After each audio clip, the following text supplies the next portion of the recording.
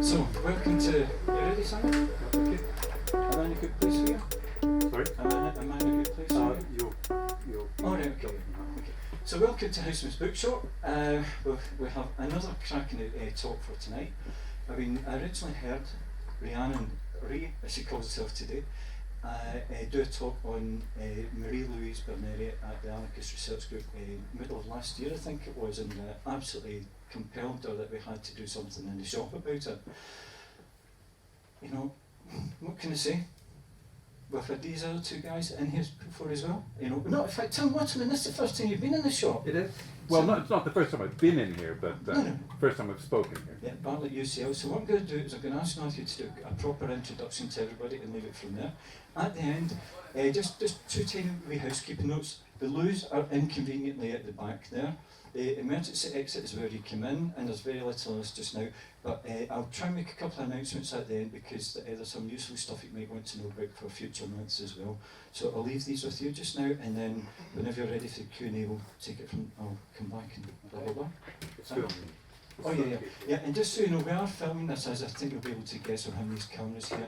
We won't be training the cameras and anybody in the public. And so, but if you do say something that you want bleeped out or anything else like that. Where is that one? Because that's right. So I've got this one here. So if you want anything bleeped out or anything else like that, or you want your face blurred, please speak to Simon, and he'll do all of that stuff. So see you later.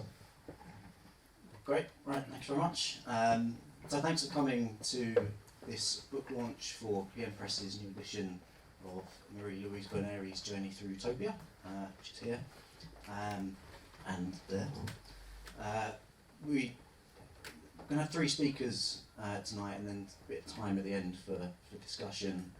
Rhiannon Firth will be second up, or Rhi, as you like to call Whatever. and she's a senior research officer in sociology at the University of Essex and has written extensively on a number of interrelated topics on utopianism, anarchism, feminism, critical pedagogies. And her major book is Utopian Politics, Citizenship and Practice, which explored both the concepts of utopia and citizenship, and was based on direct work with a number of autonomous communities in the UK.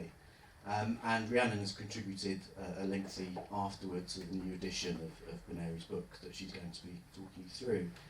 The final speaker is Tim Waterman, who has joined us from UCL, where he's based in the Bartlett School of Architecture.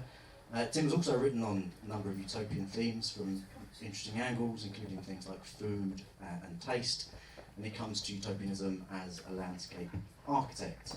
Well, I wrote that, maybe it's the other way around. Maybe you come to landscape architecture as utopian.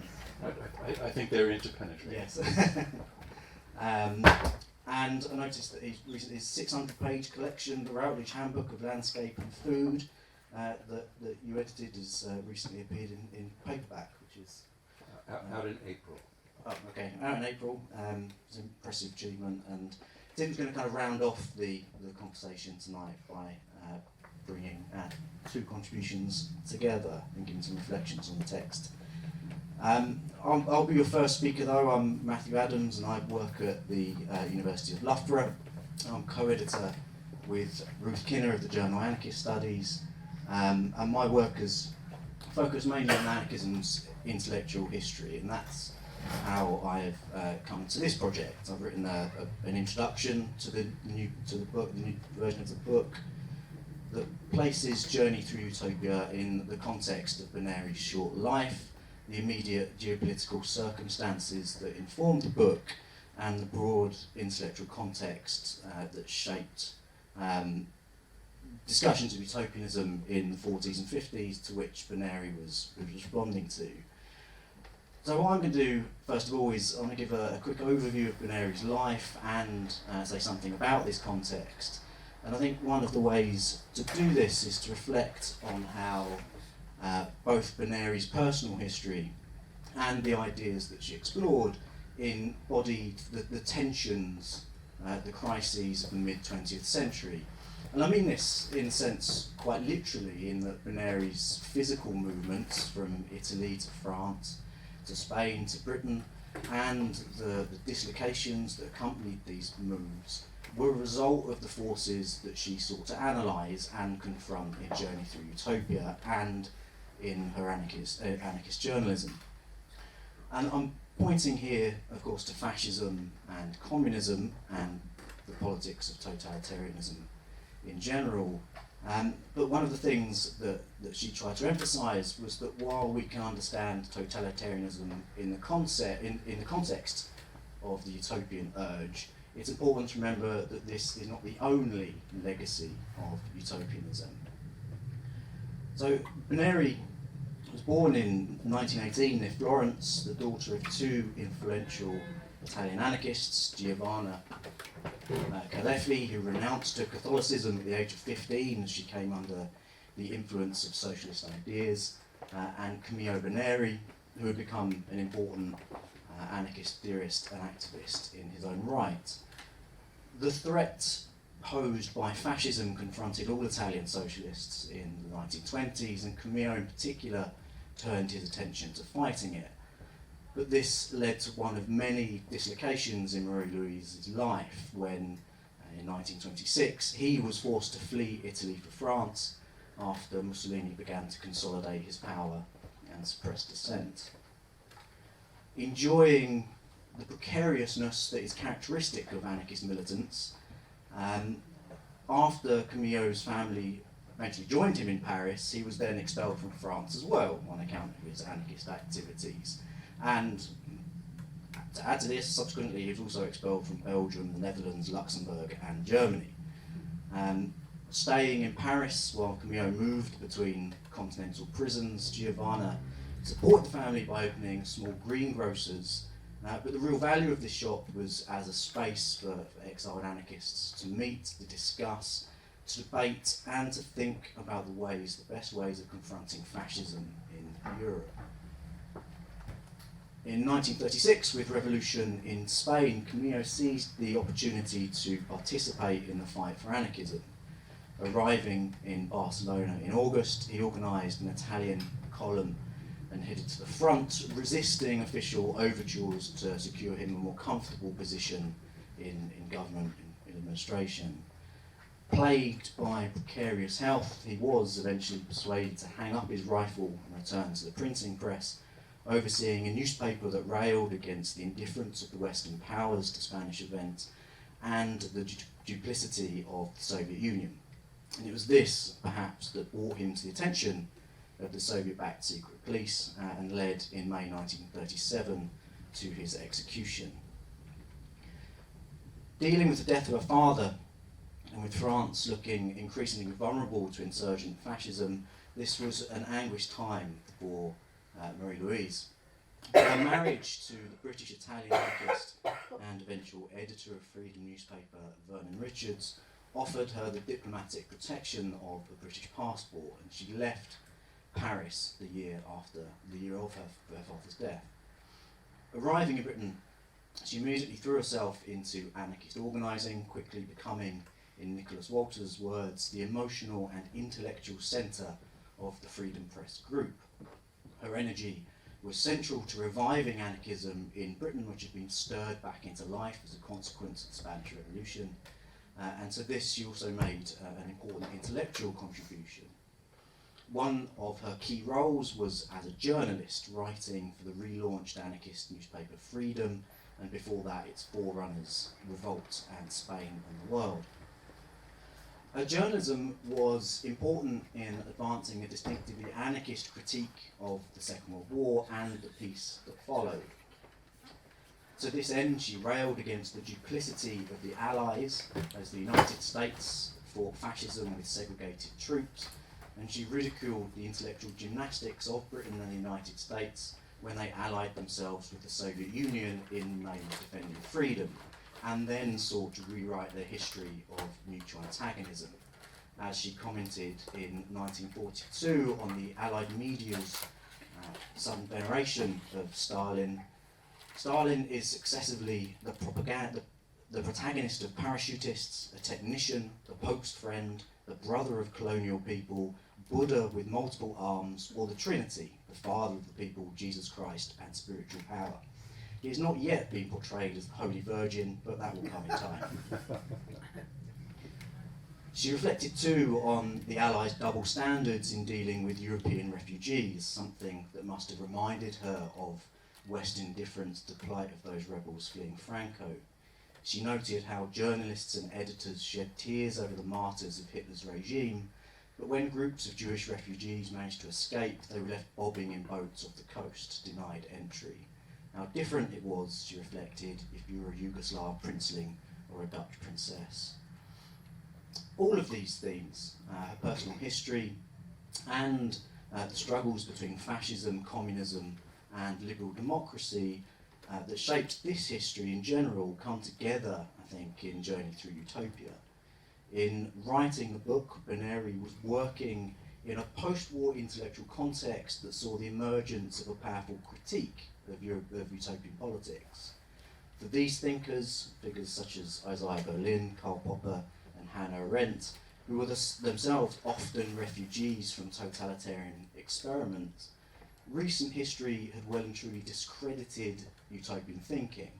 The utopian mentality, dreaming of a perfect, ordered, rational world, had not led to the vistas of liberty that characterised the reveries of poets and philosophers, but to somewhere far darker, to prison camps, to gulags, to crematoria.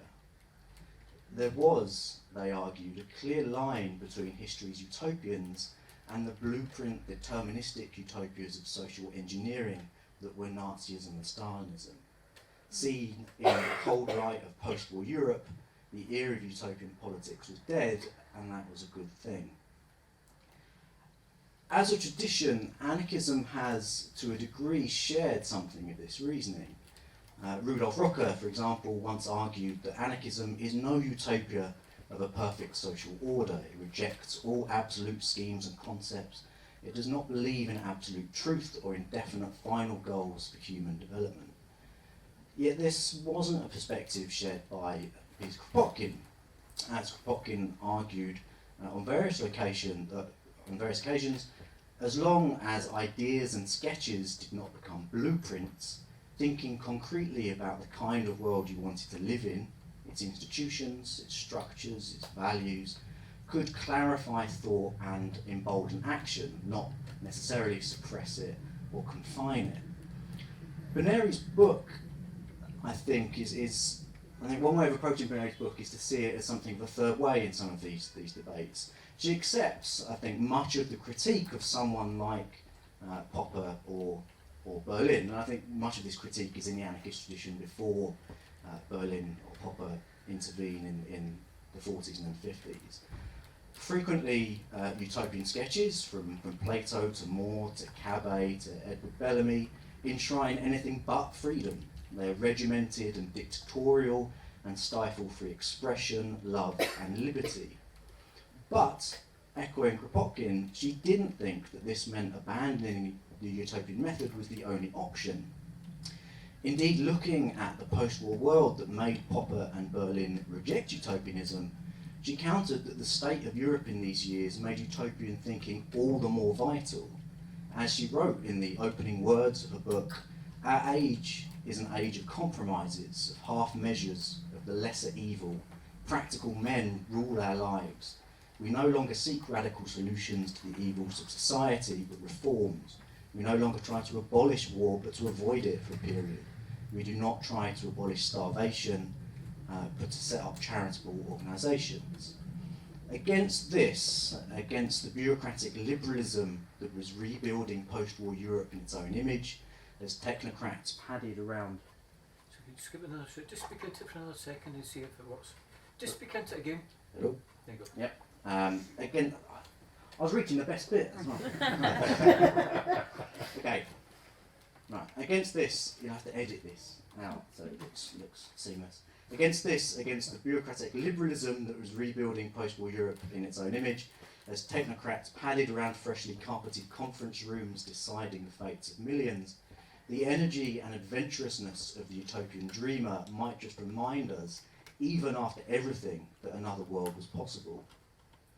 I think we can see here that, in a sense, Journey Through Utopia then was a protest against tragedy. against the tragedy of the mid-20th century, the collapse of the Spanish experiment, against the triumph of reaction in its wake, against the ideological struggles that shaped Berneri's life. But tragedy tinged the book in a different way too, in that Berneri died before it was published, succumbing to an infection after the stillbirth of a child at the age of 31. The first edition of the book appeared the year after. But for all the tragedy that defined her life, Berneri remained insistent, implacable and determined. As she wrote in 1940, the Great War was the war to end war, and it produced fascism and another war. Our way of refusing to attempt the futile task of patching up a rotten world, but of striving to build a new one, is not only constructive, but is also the only way. Thank you. So over to Rhiannon. Hello.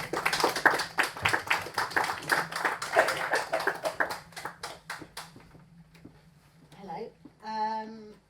Okay, so Matt wrote this wonderful introduction to Berneri's book, and if you want to read Berneri's book, you'll have to buy it and read it in her own words. Or if you really can't afford it, then maybe get in touch with me, nudge, nudge. But okay, so I was really honoured when I was invited to write the afterword for this. Like, I couldn't really believe it. I read it first when I was doing my PhD, which I did on utopianism and intentional communities. And I really thought it was one of the most valuable texts in the history of political thought. That's a really contentious claim because people often see utopianism and utopians as basically either hopeless daydreamers or dangerous totalitarians. So you're either going to get nowhere with your dreams or you're going to try and force people to do them and hurt people. Why is it such a good text? Why is it important? Well, along with Berneri, I believe that there's very little that can tell you about the political achievements and failings of prevalent ideologies and the everyday lives within a society than the articulations of dreams and desires of its inhabitants. Also, it's... What do I do, Michael? Speak very into again. Hello? There you go. Right, is that working? Yeah. Hello? Hello?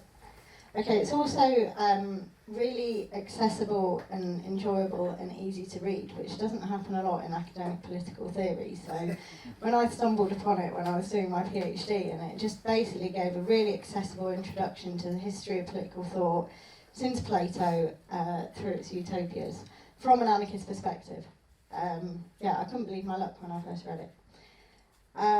So, as Matt has said, Berneri was really critical of the communism of Soviet Russia, and she explored its the impact of authoritarian bureaucracy on workers in another book that she wrote, Workers in Stalin's Russia. But she deals with the as Matt said, she's quite critical of utopianism, and she's got this kind of conflicted relationship towards it in a sense. She sort of is afraid of its totalitarian tendencies, but she's also excited by the sort of radical possibilities that these alternative worlds offer. And she deals with the carefully chosen utopians since Plato. It's a long time to cover. She sort of gives little extracts, and she deals with them with empathy and humour, and she links their biographies and their historical context with what they're writing, to basically provide portrayals of the conditions that gave rise to their dreams, and thinking through why someone would want these things in the time that this person was writing. So she was also an early contributor to what is now a flourishing academic niche of utopian studies that us lot all fit into. That's probably how we know each other. So there's now sort of professional associations and academic networks dedicated to the study of utopianism, but there wasn't anything like that in Berneri's time. So the aims in my afterword, what I was asked to do by the publisher, there's a lovely guy called James who is our commissioning editor who should be here today, but he hurt himself, so he's not, which is a real shame because he's a really lovely guy and he was really encouraging. What he asked me to do was carry on Berneri, the easy task of carry on Berneri's work by touching on utopian writing that emerged since, this is quoting from the invitation email, touching on utopian writing that has emerged since Journey Through Utopia was written in 1948, and to give context to utopian impulse with reference to societal context. So that's what I tried to do, just like Berneri, and I also tried to follow Berneri's style and write in an accessible language, which isn't easy at all for academics. After the sort of horrible training we have to go through. But so what I've tried to do is I tried to write an accessible style, and I gave lots of references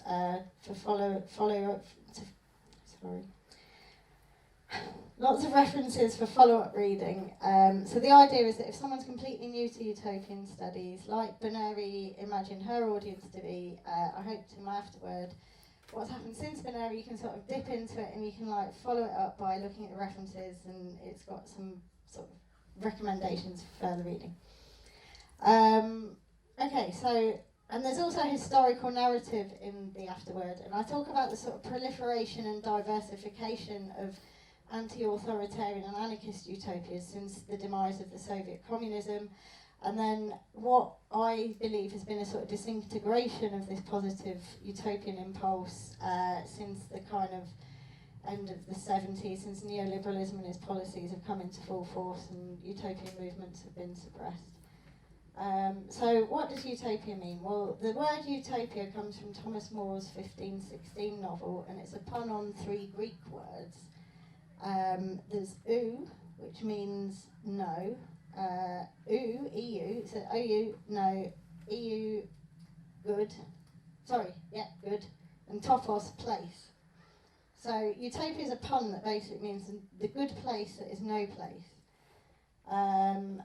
Now, it's been reinterpreted and defined in all sorts of different ways, and funnily enough, the definitions and understandings of utopia sort of change with time, just as the shape and feel of utopias change with time. Berneri defines it as an ideal commonwealth whose inhabitants exist under perfect conditions.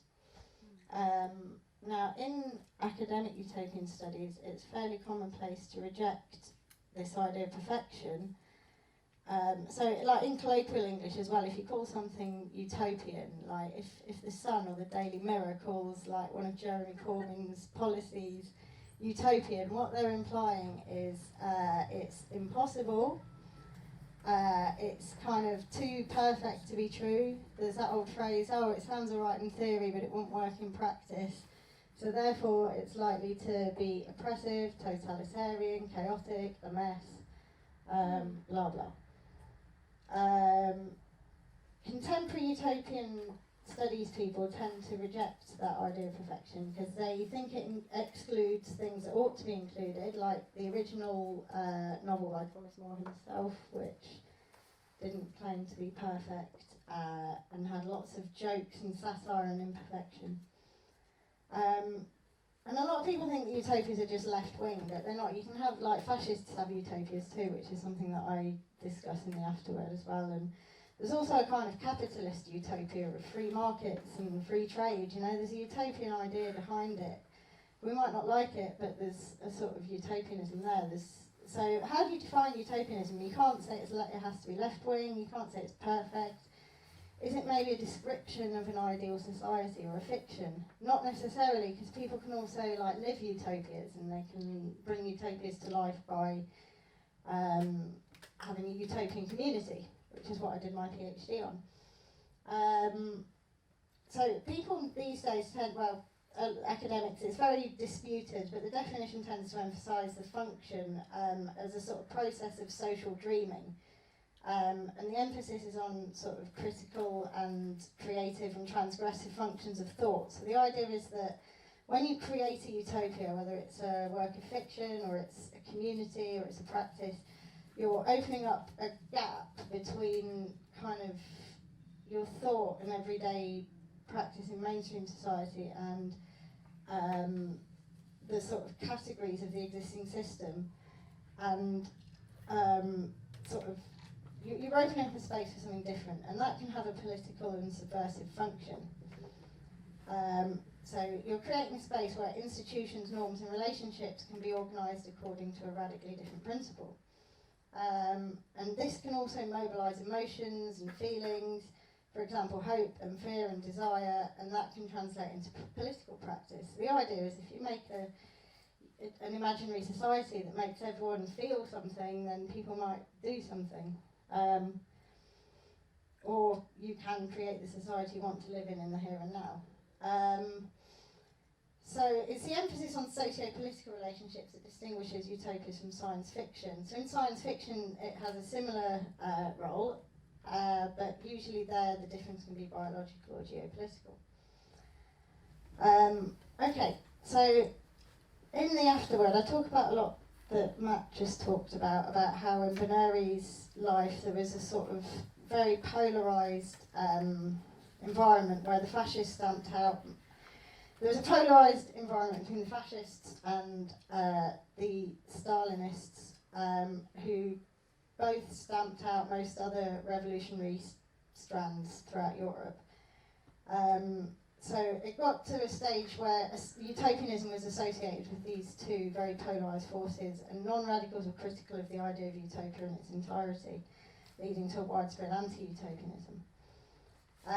In the afterword, though, I sort of talk about this polarised environment, but then during the post-war economic boom in the 50s and 60s, and as the atrocities of Stalinism were exposed, there were uprisings against communist regimes, and also the rise of the New Left and the Frankfurt School and libertarian and social democratic Marxists in Western Europe. Sort of people began to revise Marxism, moving towards more anti-authoritarian strains, which is where utopian studies as a discipline emerged. And then there was also a definitive turning point during May 1968 in France, which ushered in an unprecedented period of social unrest and creativity, including general strikes, occupations by students and workers of universities and factories, mass protests and demonstrations, the emergence of a radical art movement, and feminist black and gay radicals, amongst others, broke with existing Marxist organisations and started to create their own utopias along sort of non-hierarchical lines. The anarchist tradition, in which Berneri firmly situated herself, has always located utopian change in everyday life, in the here and now, and her thesis was there were two conflicting strands of utopianism. One that subordinated individuals to authoritarian blueprints, and another that encouraged the free expression of man's personality, as she says in her book. So in the afterword, I'm not going to go into detail on every one of them, but I talk a lot about the sort of utopias that emerged from these different movements during this period of the sort of rise of the New Left. So I talk about dystopias that largely parody Soviet communism and fascism, but they sort of carry on throughout the period. But there comes to be this stage where something called critical utopias start to blend utopia and dystopia. So there's sort of, they often play with two worlds, there's the good and the bad. And both are kind of reflections or a mirror to a part of the society we already live in, but kind of intensified.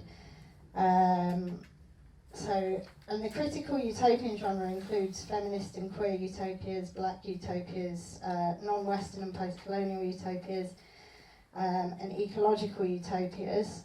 And then I go into a lot of detail into each one of those categories in the afterword. And then there's also, I talk a lot about lived utopias and the intentional communities movement. The intentional communities movement is groups of people who decide to live and work together for reasons other than just kinship or family. They decide to live together according to shared values and so, to enhance their shared values or their aims. They've got an ancient and international history. So a lot of people call them hippie communes, but you can trace their history back to the 6th century before Christ in what's now southern Italy, where Pythagoras, who didn't just make triangles, sorry,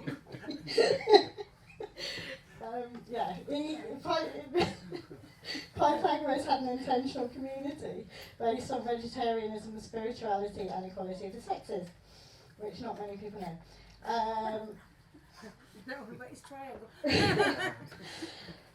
So hippie communes had a heyday in the 60s and 70s, and people think they're dead now, but they're not either. They still exist all around the world. It's an ongoing movement. So I get quite angry. I read a book the other day in the British Library about one of the other categories that I talk about, which is technological utopias, and I talk about cyber-utopianism and techno-utopianism, and the Californian ideology during the rise of the internet. And there was this weird guy who got together the new communards, so that was like the people that made the hippie communes, and all the sort of leading internet people, and this led to like a lot of the sort of cybernetic culture and sort of Google stuff that goes on now, and it's why it's got this kind of like insidious idea that the internet's a sort of force for good and democratisation, even though it grew out of a sort of military technology. And like, so there's been this sort of co-opted utopian force behind the internet. And this book I was reading said that it talks about these sort of new communards as if they were the first people ever to have this idea of sort of going back to the land and forming a group where they made their own vegetables or whatever.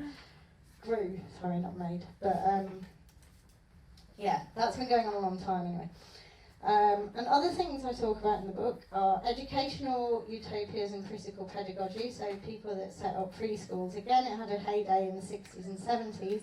But it doesn't mean the 60s and 70s are the first time people ever thought about utopian schools, because Berneri talks a lot in her book about educational utopias, including Plato, who argued that his guardians ought to be the most educated citizens, and I don't know how to pronounce this, Defwani,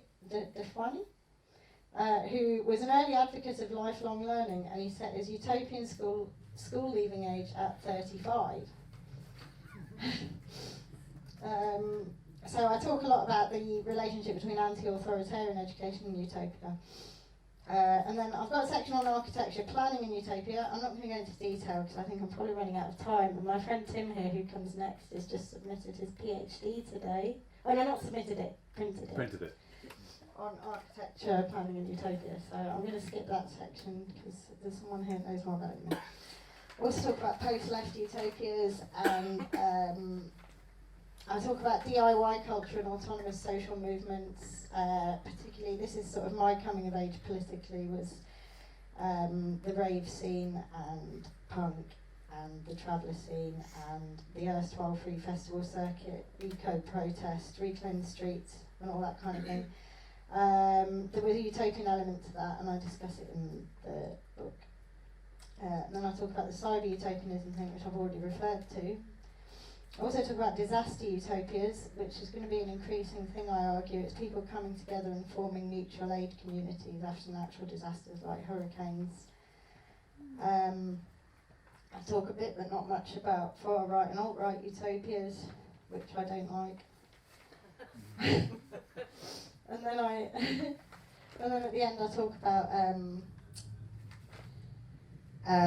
anti-utopianism in the 21st century. So one of the things that I try to argue in this afterword is that the era we're living through now is in many ways similar to Berneri's time when she was writing her book, because we're living through a sort of distinctly anti-utopian epoch.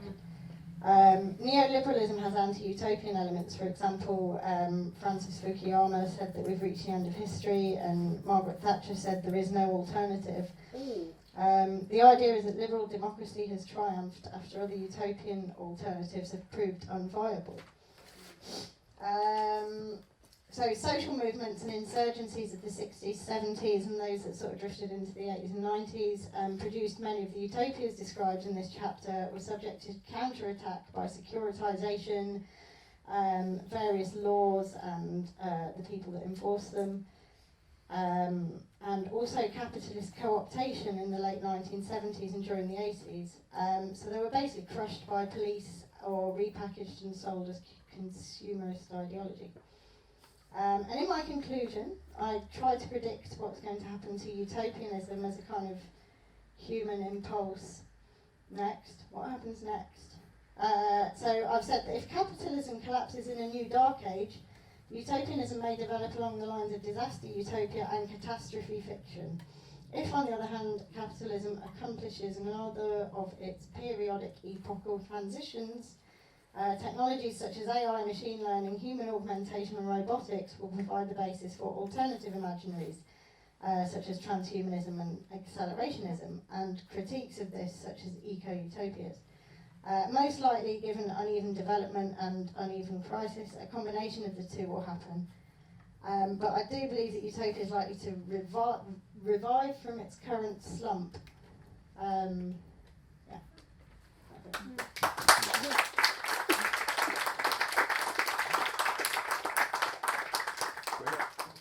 Thank you, Rhiannon. Thank you, Matthew. I think we need to get you to reflect as the architect on triangles as well.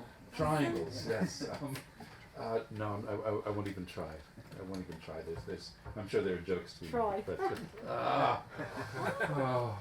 there were jokes to be made. Great. Well, I'm going to try to do a little bit of summing up and tying together, and maybe casting outwards as well. But Rhiannon's made me have to explain myself, because she said that I'm just getting my PhD, but here I've been teaching at university for a dozen years or so. I've done things unconventionally, and I think actually it's good to have examples of people that can still do things outside of establishment methods. So I dropped out of high school in 1986, and the first degree I had was a master's degree in 2004. So I did that unconventionally. I've been writing for the last 10 years and researching, and I've packaged all of that up now as a PhD. So I've done that one in reverse. And all of it, I think, has been good for me, because I spent a lot of years being an autodidact, learning from the world, being out in the world, doing things, washing dishes, whatever.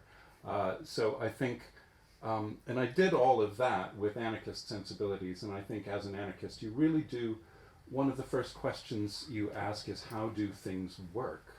Because you're not looking for answers to be imposed from outside. You're not looking for hierarchies to be visited upon you. You're not looking for ways in which you can be dominated so that things might work. You're not looking for forms of obedience. It was interesting. I read recently an obituary for Roger Scruton, the conservative philosopher, and it was a very respectful, but respectfully differing obituary. And it said that one of the things that Roger Scruton really wanted from people, more than anything, desperately, with a sense of longing, was their obedience. And that, to me, is a form of utopia.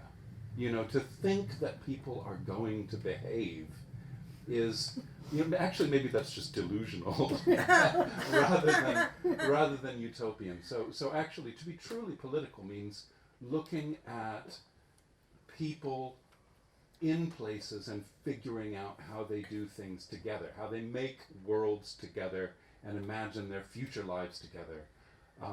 That's the important political mode that we all need to be in. Politics is lived.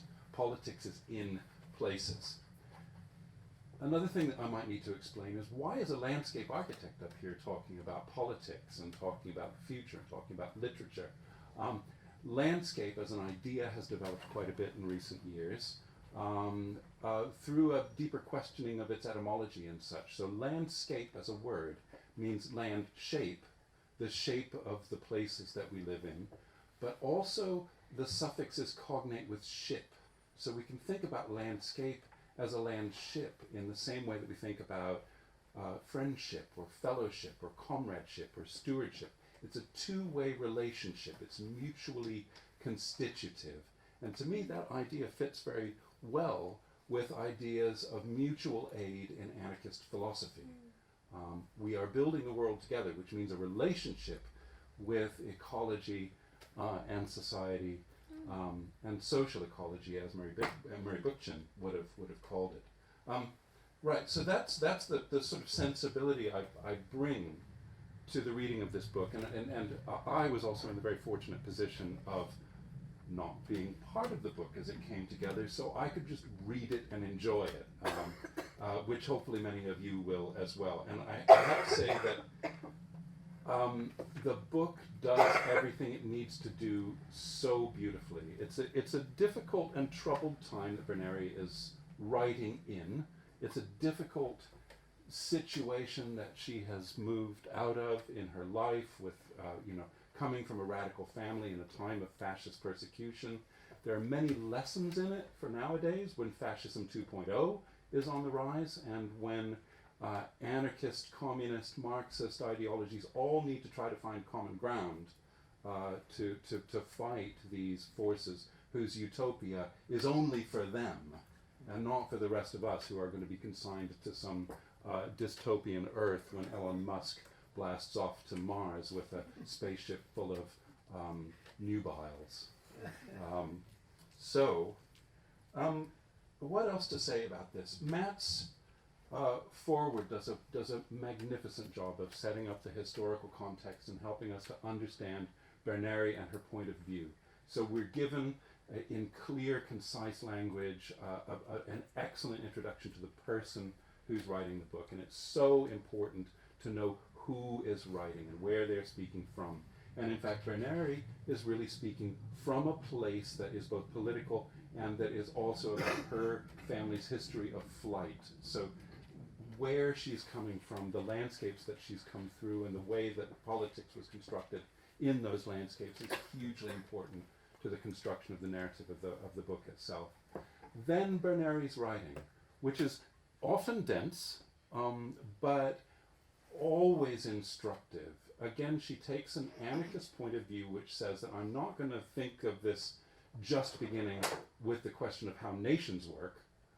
I'm going to think about the notion of the nation and what that means. So this is the beauty of an anarchist method, is that it thinks things all the way through. It doesn't begin with the nation. It doesn't begin with hierarchies. It says, what's happening outside of those structures. And it really does, I think, what Rhiannon says it does.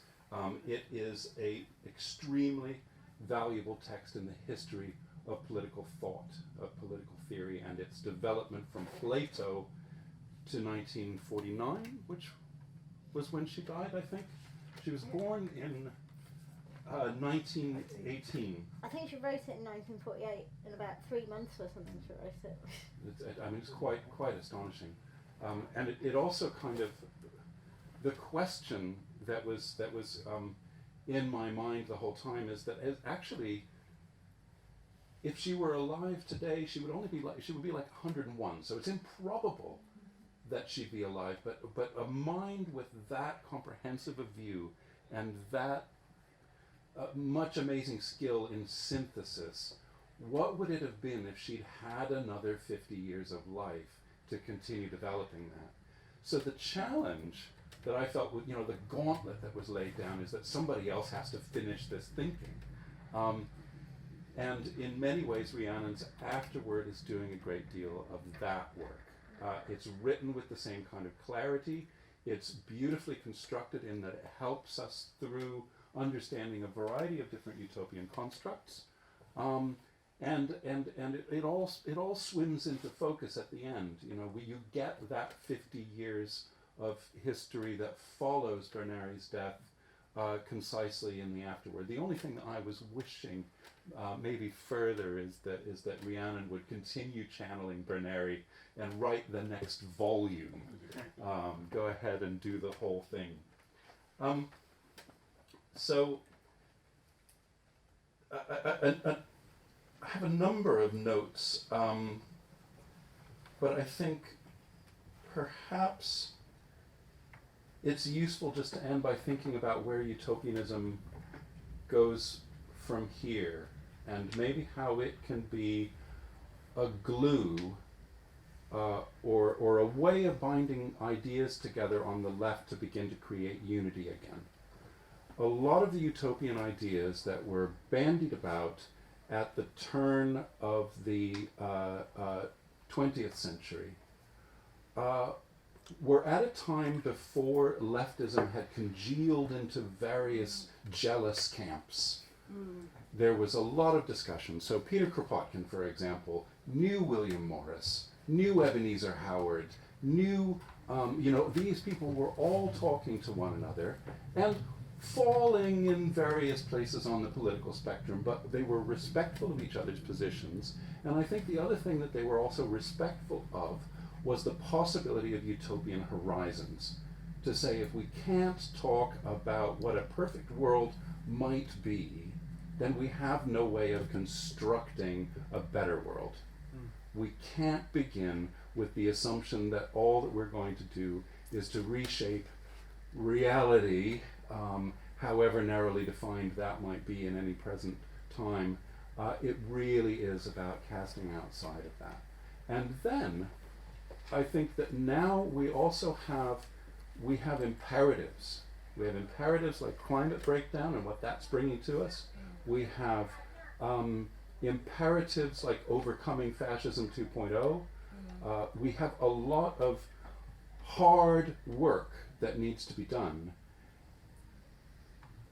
But we need a utopian horizon, and we also need something other than a simple revolutionary urge to overthrow. Because neoliberalism has pulled the idea of revolutionary action into itself, right? So in institutions we have restructuring. In the corporate world it's disruption that's sexy, right? So it's actually about breaking things, and disaster capitalism thrives on that. So we need a more insurgent idea of surging up within, rising up within, reshaping the world and holding on to those fragments of utopia that we've already created, that are already in the world around us, and then shaping a view of the future and of future action, political action, action in places and with each other in emplaced, situated politics, kind of localism with an eye to globalism, to abuse a phrase that's already over-abused. So this, the thinking that I think is contained in this volume, the sense of generosity that a utopian horizon posits, and the urgency contained in our present times calls for a resurgence of the idea of utopia, and I'm so glad to see it alive and well in this room at the moment.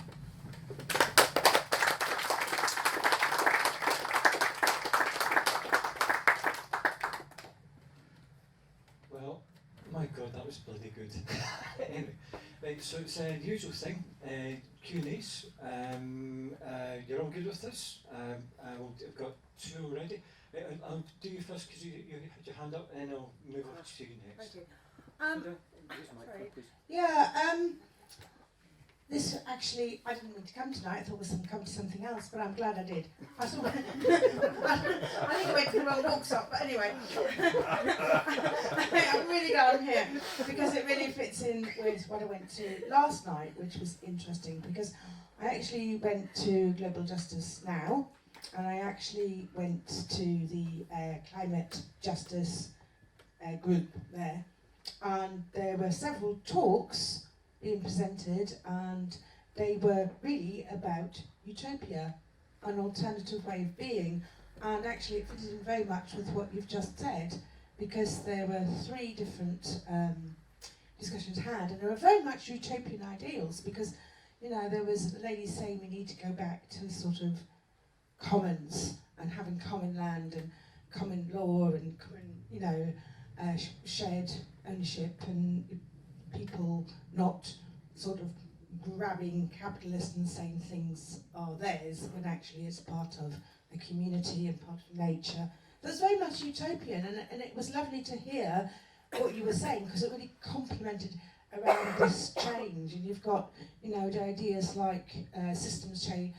It's not climate change, which is the utopian idea, and I forgot the other one. The one that Labour was promoting that was talked about as well.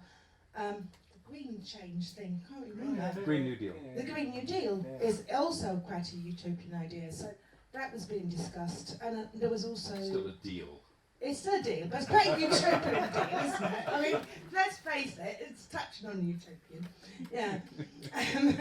Well, no, if you go into it deeper, it's certainly an ideal. But there was also a lot of talking around open borders and the fact that as the climate disaster continues, there's going to be more people affected from the global south, and how we might want to deal with that as a community and engage with it rather than trying to dismiss it or push it away. So these were all utopian ideas which were quite, you said Utopia's dying, or died in the recent years, but actually this was an example of utopian ideas really flourishing through new up-and-coming organisations like Extinction Rebellion and Climate Justice, and you're really coming, and he's quite socialist as well. There's really left feel in the room, left wing feel in the room. So it's quite socialist, quite communist, or communist rather than communist ideals coming again through wanting to change the current system and the idea of capitalism. Because let's face it, capitalism is killing planet Earth. I mean, the biggest destructive factor in climate change is capitalism.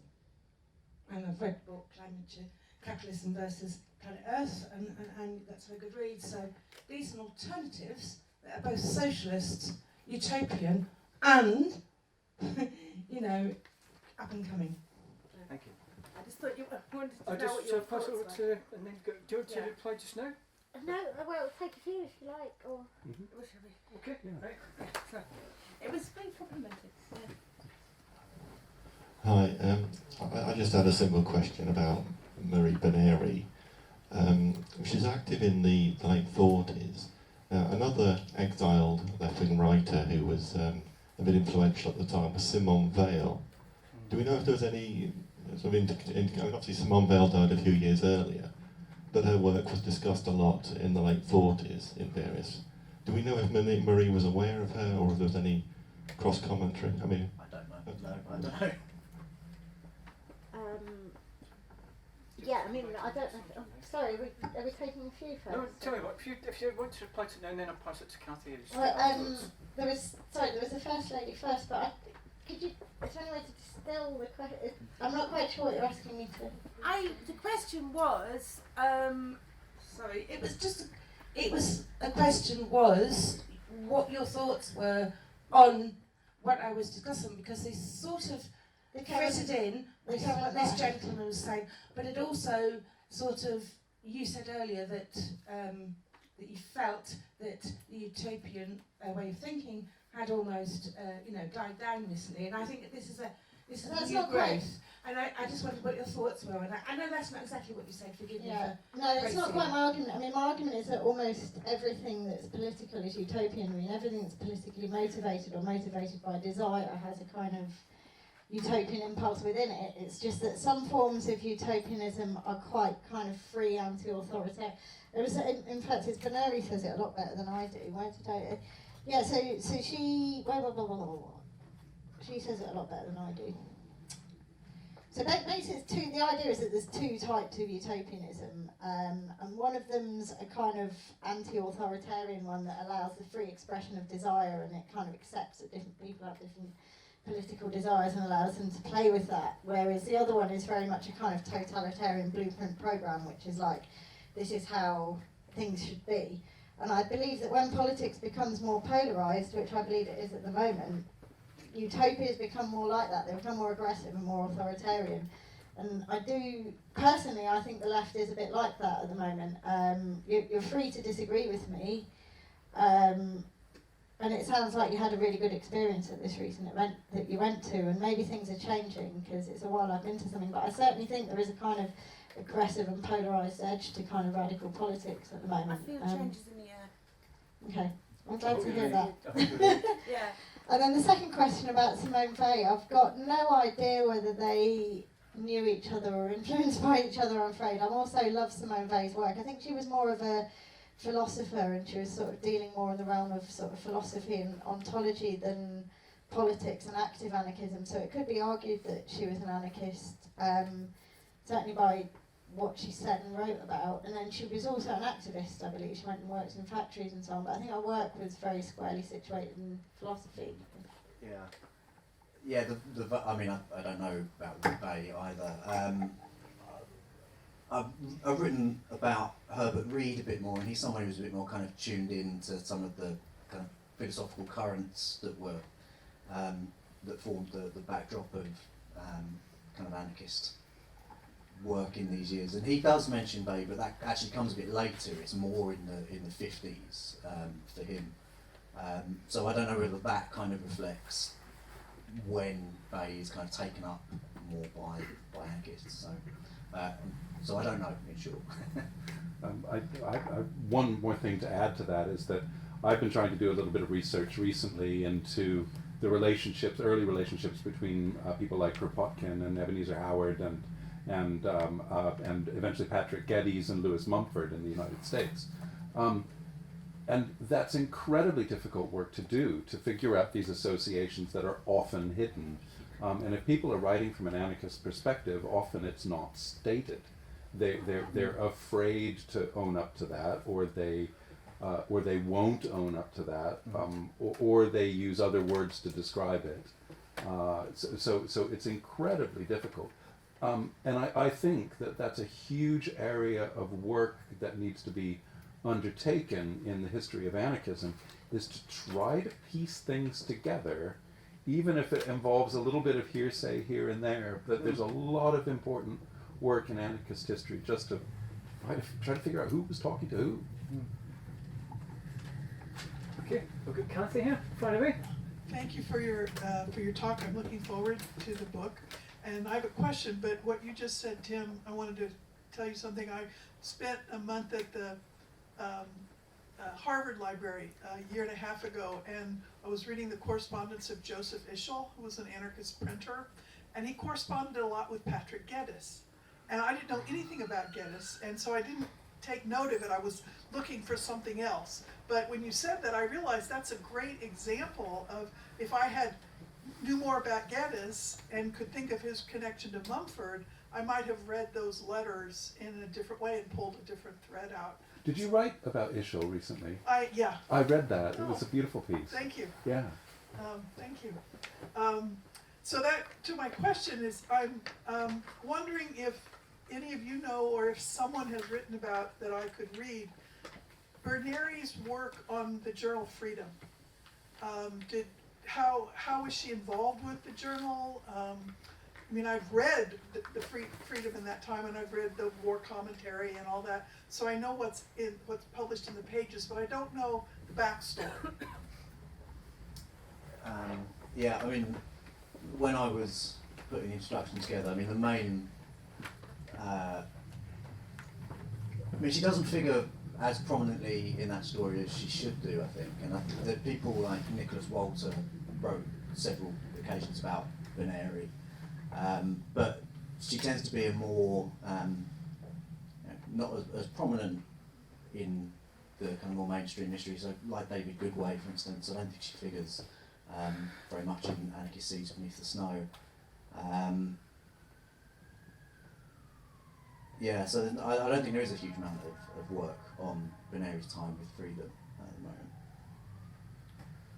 You know, just let me interject for 2 seconds. I find that quite exasperating, actually, but that's just me. So It's finding women's history exactly, yeah. is another real problem. I mean, I found with the research that I've been doing that I've got the wonderful twinkly-eyed, bushy-bearded men. You know, they're lovely, but where are the women? So it's one of the things that I really want to try to do with this work, is to find the women in the story as well. You know, they're not just washing up in the background. That's certainly true, but yeah, it's a real challenge. Alright, so I just started to think about something else then about this, and then I just got lost in my own thing. It's just actually following on from Tim's comment, because I was going to ask you to what extent you think Berneri saw herself as part of the feminist movement, and how did that fit in with her relationship with anarchism as a movement, and did her feminist thought play a part in her utopian thinking? Asking me. Well, I don't know, I'm looking at you because you seem to be anyone, of course, anyone does. Is there a... I'll cogitate that for a moment if somebody wants to jump in. I think person, what is it? I'll try again. I might switch it off. Take this one. There you go. Yeah, I mean, That- hello. Do you want to? No, yeah, that's that's it. fine. Yeah. Okay, I mean, from what I can tell, first and foremost, she saw herself as an anarchist, and as an anarchist, as a sort of anti-authoritarian, and she was definitely against like patriarchy as a structure of domination. But personally, I don't think she would have been into feminism as a kind of form of identity politics, because she's interested in sort of utopianism as the free expression of desire, and I personally see particularly contemporary manifestations of identity politics, which I guess she wouldn't necessarily have engaged with, but can be quite authoritarian in the sense of trying to mobilise everyone behind a kind of set identity and trying to liberate an identity rather than a kind of utopian ideal of community. So I think there is a potential conflict there in contemporary anarchism, and I think as a sort of anti-authoritarian, Berneri would have felt that as well, and I can sort of feel that in some of her writing, I guess.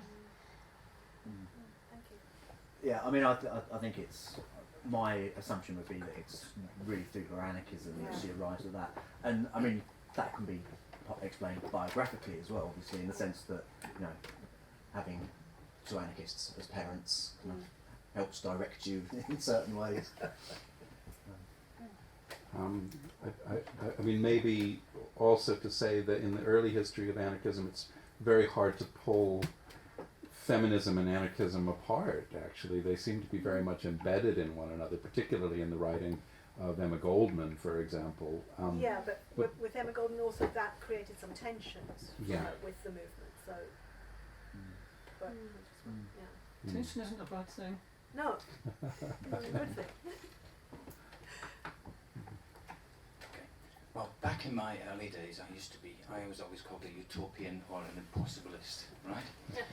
And I wanted what people would call a utopian society, but I knew the only way to get that would be for the vast majority of people to want that, right?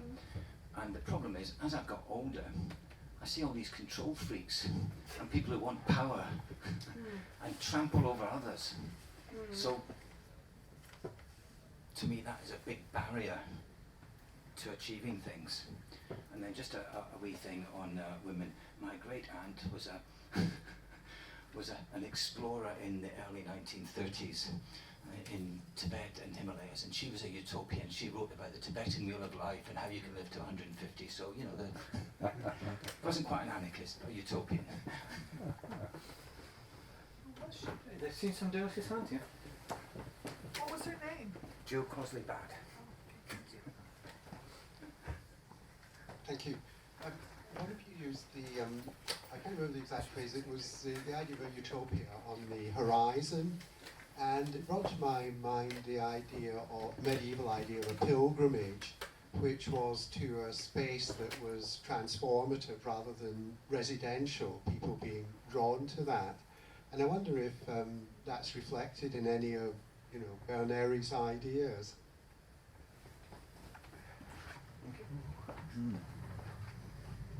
I can't speak for Berneri because I'm the outsider here. I've only just read the book.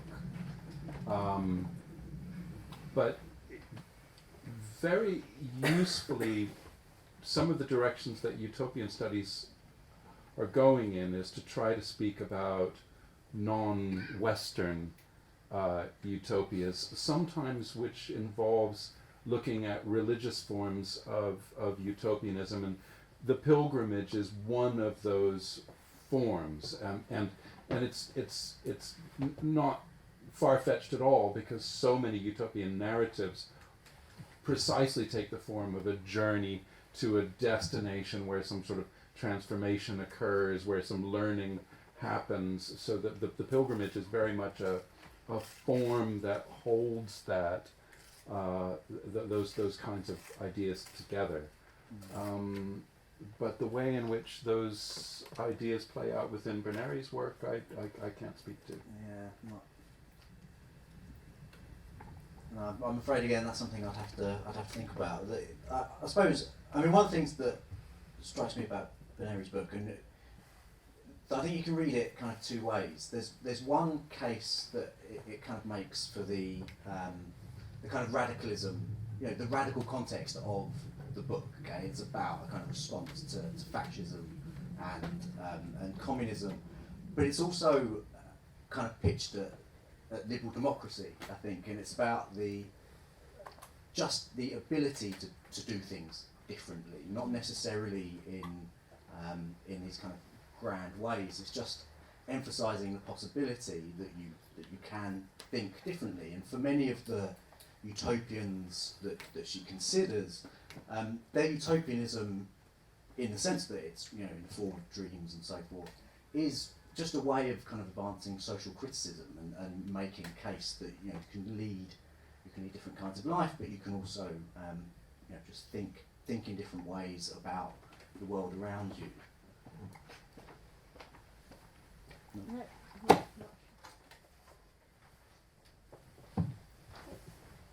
Have you got any, Robert? Yeah, okay. I've had this thrust into my hand. So I have two questions for the panel. One, following on from what the panelists just said, the relationship between religion and utopia. And secondly, I'm wondering, ask Rhiannon, if she were to ask 10 people in Leicester what they thought their vision, what they thought utopia is or might be, what would people in the East Midlands say? Gosh, 10. That's the reason why I asked him to ask a question. Yeah, it's a good one, but... Why Leicester? I was thinking why Leicester. I must have told him that's where I grew up at some point. Anyone else? I think I'm quite speechless after that one.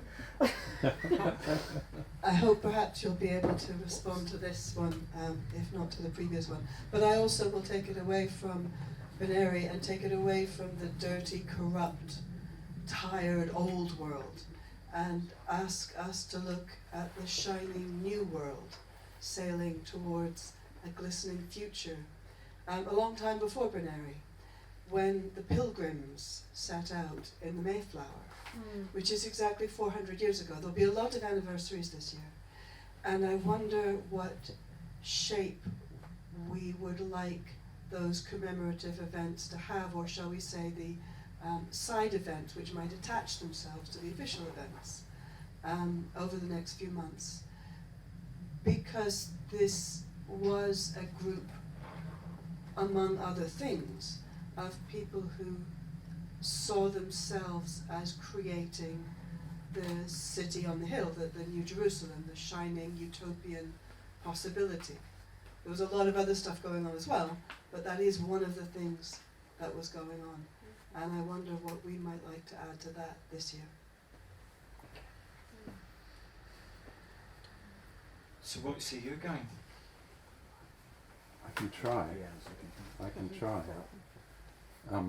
Yeah, you want to have a... I mean, you did get a couple of blinders of questions in. This is Housmans after all. What do you expect? I think I might have a go here because I have an example that maybe, if it doesn't deal with the question directly, at least it kind of works allegorically. And don't forget about Leicester. Yeah, I'll get Leicester in here somehow, obliquely.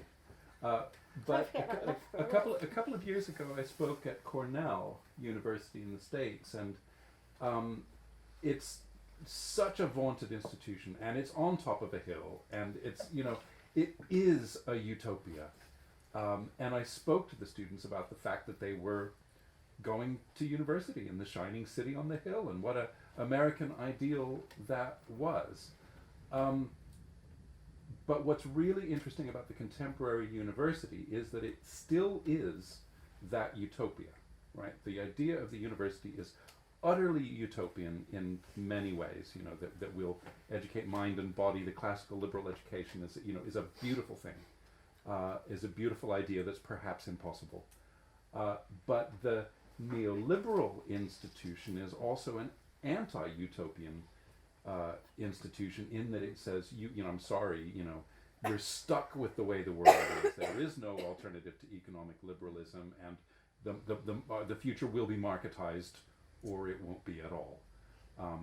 And then there's also the dystopian reality of many people who are working, you know, very nearly as slaves within this system on precarious contracts, shuttling back and forth between 4 and 5 different institutions at a time. And this is not just happening in the United States, where it's common practice and commonly referred to, but it's also happening in a widespread way here in Britain as well. Now, where that's brought back together in the book is in Kim Stanley Robinson's Afterward, where he says that what we need is an orientation that we all have to be anti-utopian. We have to insist that the future will not be foreclosed.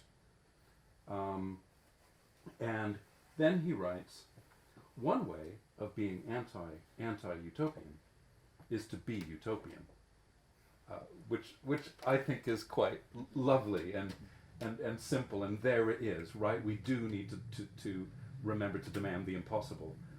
So perhaps the way we celebrate the shining city on the hill is to demand its promise be fulfilled in whatever way we might imagine.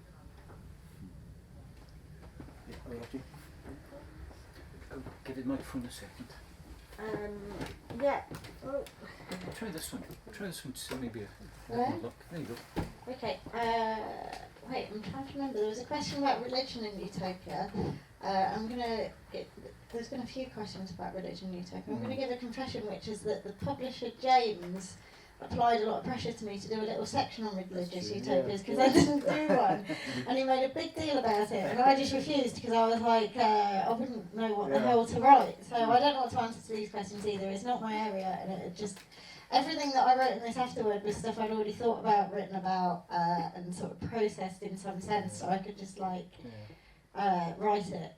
Whereas that would be like a whole new topic for me, and I didn't want to just like dip my toe into something so enormous with no specialism or forethought or a chance to process it. So I don't have any answers to those questions either, but I'm sure it's been written about somewhere, and one of these other people might be able to recommend something to you. And then the question about 10 people in Leicester, I think it's a fantastic question. I mean, I'm from Leicester. Did you know that, or did you? We're both from Leicester. Oh, okay, we must have had this conversation. Okay. Oh, 10 people from Leicester. Well, I mean, like, by the sort of... can anyone put their hands up if they're also from Leicester? I do have a link with Leicester, and I can make it out to be the shiny utopian city, because it certainly is. Because I had when I was a young man, I had a very dystopian experience at Hull University where I dropped out after 3 months, and then I had a further dystopian experience at Southampton University where I dropped out after 3 months, and everybody thought I was crazy dropping out of first university. You can imagine what they thought after I dropped out of 2.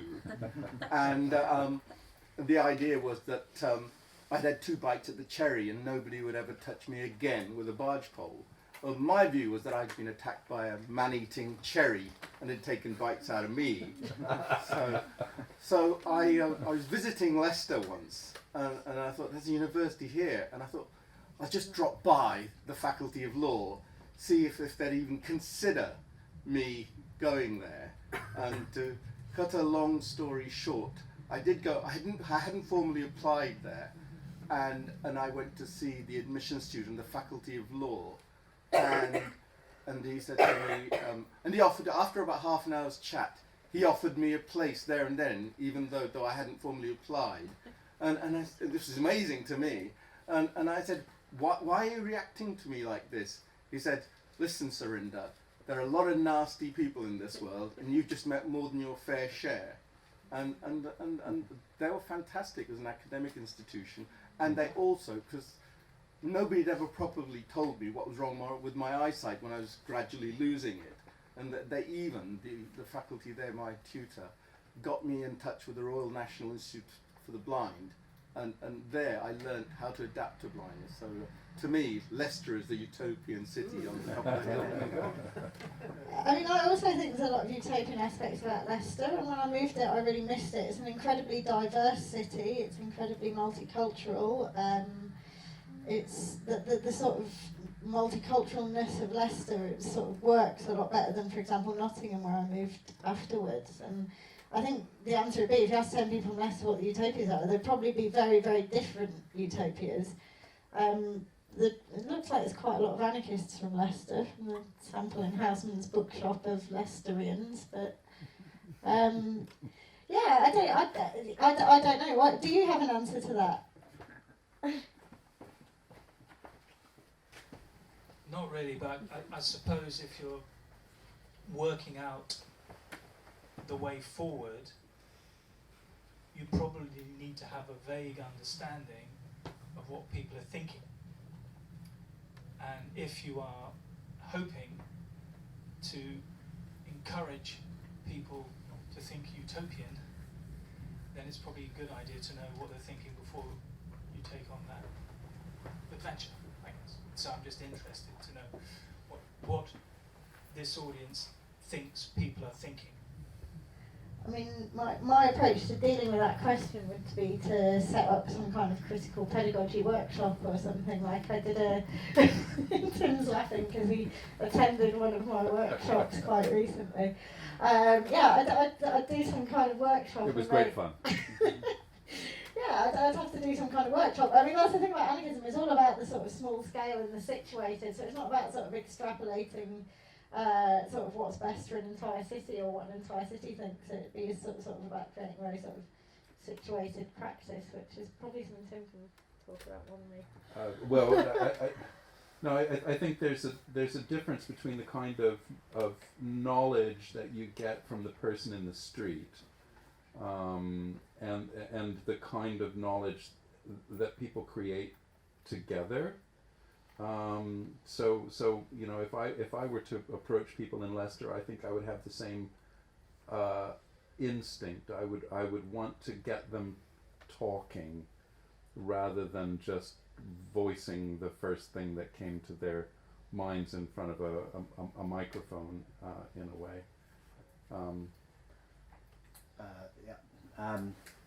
I live in Leicester at the moment. I didn't realise this event would be such a Leicester loving. I think, you know, probably after 10 people in the street in Leicester, what they wanted would be more funding for public services and another Premier League title.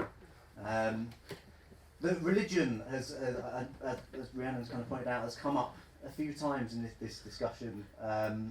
And I think, you know, to be honest, I think Berneri would have been really sceptical about the role of religion, the force of religion in utopian thinking. And I think that's something that it's kind of important also to recognise Berneri's kind of weaknesses as a theorist and a writer. And I think that, you know, she can be quite doctrinaire in where she sets the boundaries of the utopian and the kind of forces that she sees corrupting things, and religion is one of those, I'd say, for her. And there's a letter that I quote in the book from Dwight MacDonald, American public intellectual, kind of famous for constantly changing his position on things.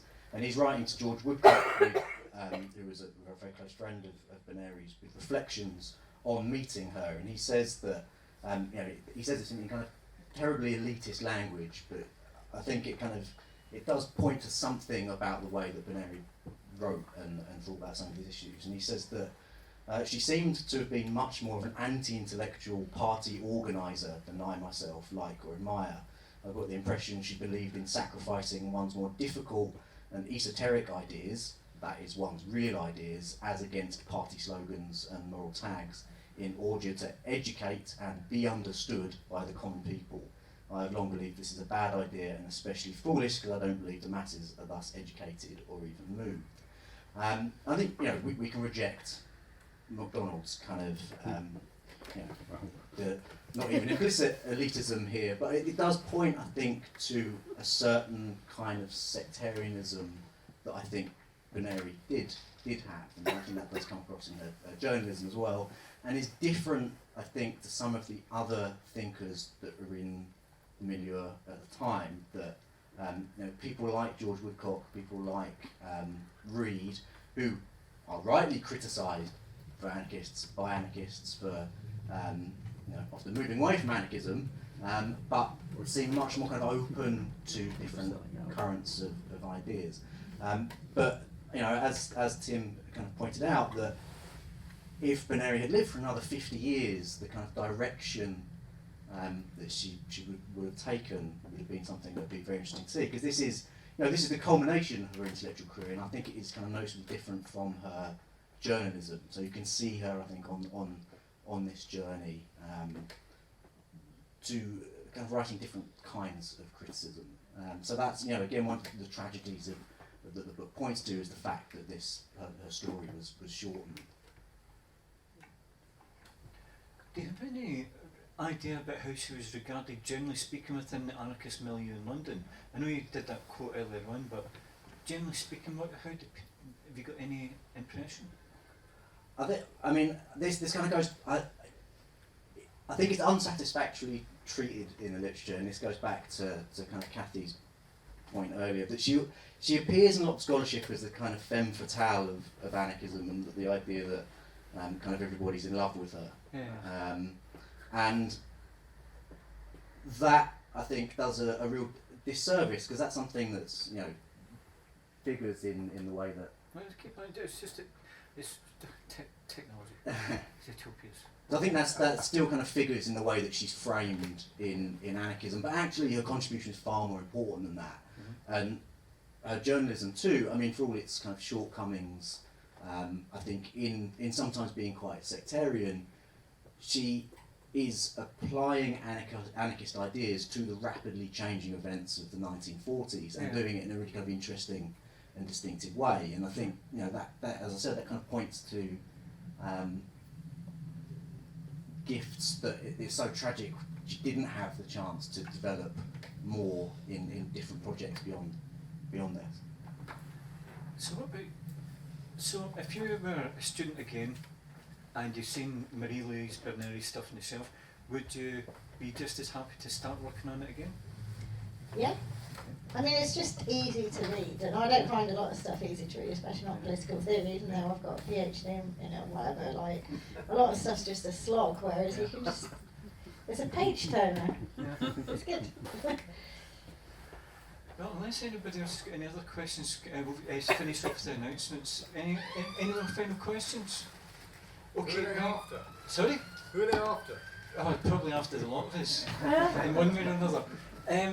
Right, so first of all, look, if there's anybody from the Anarchist Federation in the room, which know they are, if they know what their upcoming event is, if they want to let me know, I'd be very grateful. Would you like the microphone, just for 2 seconds? Yeah. Sorry to put you in the back. I knew you were here. Okay, wait. So we have an open meeting coming up, not this Sunday, the next, so that's Sunday the 9th of February in Lark, which is London Activist Resource Centre, just for anyone who's interested in getting involved in the London Anarchist Federation. Straight behind East London Mosque. Yeah, it is on Google Maps, and I think that's 2 p.m. till 5 p.m, but it's on our social media and website. And then the reading group, the 3rd Tuesday of the month, so that's the 18th of February, we've got our monthly reading group, and we're doing a series on Marx. So we've done 1 month's worth, and we've got 2 more coming up, and it's like anarchist perspectives on Marx, not us being Marxist or experts on it. Thank you very much. I knew you were here, but I didn't want to out you at the same time, so I was trying to not look at you when I said, is there anybody from Anarchist Federation in the room? A couple of important announcements once I get the right piece of paper out of my pocket. Go on, listen, mate. Right, so Here we go. Right, so this Saturday Lark has got the Lark Film Group, and it's going to be talking about censorship in film. So if you go onto Eventbrite or Facebook, there's check the Lark Event Group, Film Group, and it's again 2 films. I think one of them's, I can't even remember. I'd actually, the printer here died, so that's the reason why I can't even remember half of this stuff. So that's Saturday. Then the Anarchist Festival is on the Friday 1st to Monday 4th of May, and then on the 6th to 13th of June is at Anti-University. Now this is the first public announcement of it. So if you want to organise anything for the Anti-University, get on the website as soon as you can, and if you want to get attend anything, make sure you're there for the right announcements on the website. The London Radical Book Fair, which we're one of the organisers of, is going to, Housmans, is going to be on Saturday, June the 27th at Goldsmiths. The entire day is free, and it is a blinder of a day. There's the Little Rebels book award and all the rest of it. There is something for everyone. It's a real good fun. Tons of radical bookseller stalls there as well. I do highly recommend it. What else? Yeah. So also, people who were at the last event we did, the fantastic thing done by certain subvertisers who we can't name in case they ever get in court. But if you, we've got a book on subvertising made by them at the till, and it's only £3, and I'd highly recommend it to anyone. It really was shockingly good.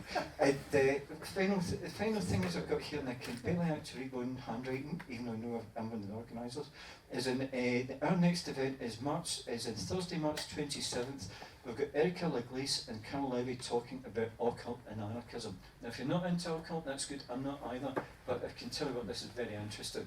Now, what can I say? 3 of you played a blinder, Mark, Tim and Ree, I keep on getting the name wrong, and thanks again, and they played a blinder. I'll be putting more events on the Autonomy Now website, so do check it in the next few days. So once again, thanks again for everyone, take care of yourselves. And we've also got the book at the till, so don't forget to buy some.